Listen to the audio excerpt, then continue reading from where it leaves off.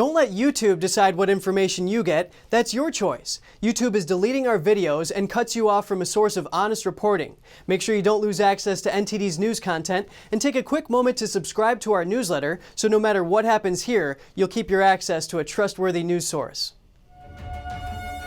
A whole airline crew is suspended after duct taping a man to his seat during a flight. The passenger is seen yelling and fighting the crew in a video that went viral.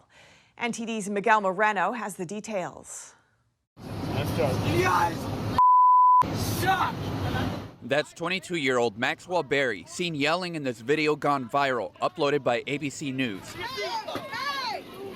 The video also shows Berry fighting with the Frontier Airline crew, and out comes the duct tape.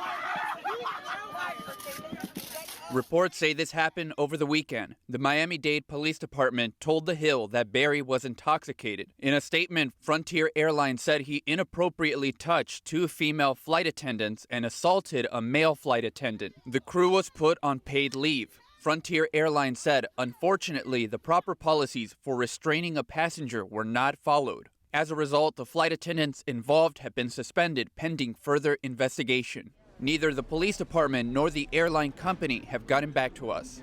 Miguel Moreno, NTD News. So how will the vaccine mandate affect New York City's businesses? 40% of all New Yorkers are still not fully vaccinated. Will businesses survive turning away that many customers? NTD's Phil Zoe has the story. How are businesses responding to New York City's vaccination mandate for indoor venues? That is probably a wise move with the rising of cases. And again, it's not a political thing. We're doing it out of purely safety reasons. But some people don't trust the vaccine yet. I think some very smart people are not in favor of vaccination. One business owner foresaw the future. We actually announced last night on our social media accounts that we'll be requiring proof of vaccination to get into all of our shows. So we were going to do that anyways, even without the mayor's announcement.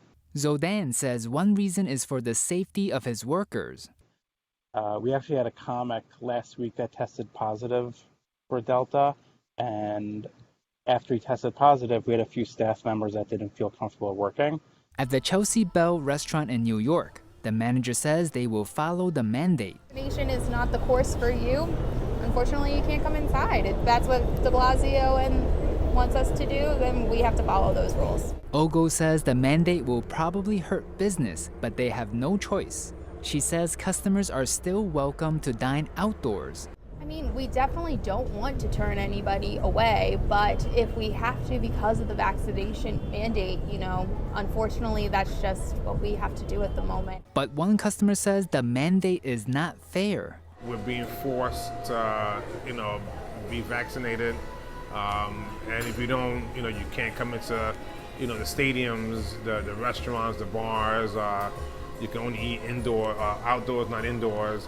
So I think it's a little unfair. Alex says people should have a choice to make their own decisions. Everybody makes their own, opinions. Everybody they know their bodies better than anybody else. New York City's mayor says the city is creating the key to New York City Pass to provide proof of vaccination. Phil Zoe, NTD News. A top Democratic strategist is being criticized for her tweet about Senator Lindsey Graham contracting the CCP virus. She apologized today. Republican Senator Lindsey Graham started having mild flu-like symptoms Saturday night and then went to the doctor. The 66-year-old lawmaker said on Monday he had tested positive for the CCP virus even after being vaccinated. Graham will be quarantining for 10 days. Kate Coyne-McCoy wrote in a tweet about Graham, "It's wrong to hope he dies from COVID, right?" asking for a friend. Coyne-McCoy is the chief strategist of the Rhode Island Democratic Party. She was quickly criticized for her tweet. Rhode Island House Minority Leader Blake Filippi tweeted, "If the Rhode Island GOP chairwoman or any Rhode Island GOP official were to say anything like this, I would immediately and publicly demand their resignation." Coyne-McCoy apologized Tuesday morning. She said in a tweet, "I used poor judgment, which I obviously regret." A dam in China was exploded open and floods rushed into the villages, pushing residents into a desperate situation. Local officials have ordered all rescue teams to leave the flooded areas, citing the pandemic. A dam protecting a town in central China has been exploded open. To protect wealthier areas from extreme flooding, the communist regime typically sacrifices poorer areas. They call these areas flood discharge zones.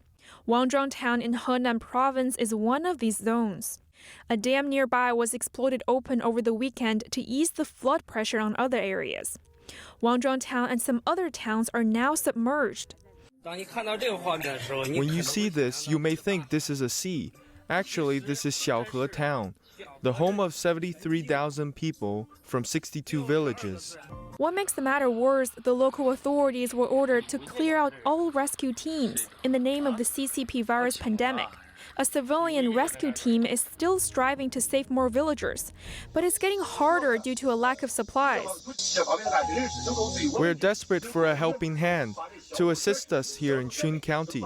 The flooded area is in urgent need of disinfection facilities, equipment, and supplies. A reporter from a Chinese online news outlet was with the team. She sobbed in front of the camera, saying they would run out of drinking water in a few days.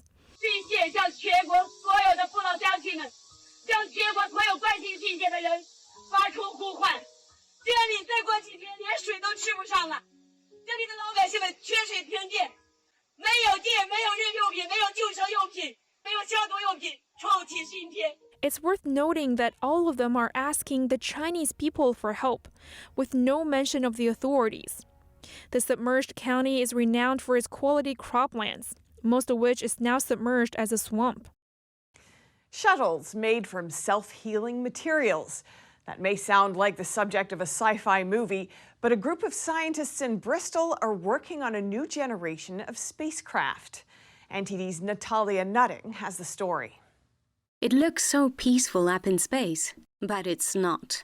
Low Earth orbit is a hostile environment. Any craft up here faces collisions from space junk and meteoroids. Scientists in Bristol are working on new materials that can withstand the rigors of space. Part of doing this program is to test this combination of resin and fiber to see what can work in that environment and give us the kind of durability and performance that we're looking for. The new material needs to be light to save fuel, and they need to age less quickly. Atomic oxygen creates a big challenge as it erodes surfaces. The researchers have tackled this using polymer that reacts with oxygen to create a protective layer, effectively healing itself. What we have is a polymer that essentially self-heals. So when we expose it in the low Earth orbit environment, the material reacts with the oxygen, reacts with these radicals, and essentially produces a shell over its surface. So it becomes almost like a protective carapace over the surface of the polymer. So it protects what's underneath. The polymer is just millimeters thick, but Hamilton says it can be used for the structures of spacecraft and satellites. The scientists want to move away from transporting metal parts into space. They want to build new craft from raw materials out in space. If you can send up your resin and your fiber and actually start manufacturing those composite structures in space, it opens up a world of possibilities of building very large, complex structures that are very durable, strong, and lightweight. And then you're not constrained by the actual launch vehicle payload bay. Engine start and liftoff. Next spring, the material will be sent to the International Space Station, where researchers will measure in real time how it ages. It won't be the final frontier, but these early steps could herald a new generation of spacecraft. Natalia Nutting, NTD News.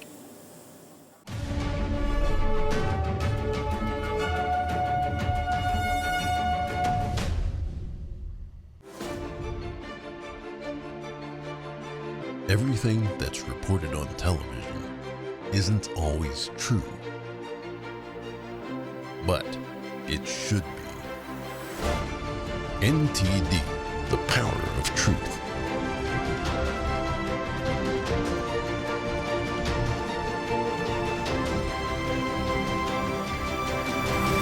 Now available 24/7 on television and streaming platforms.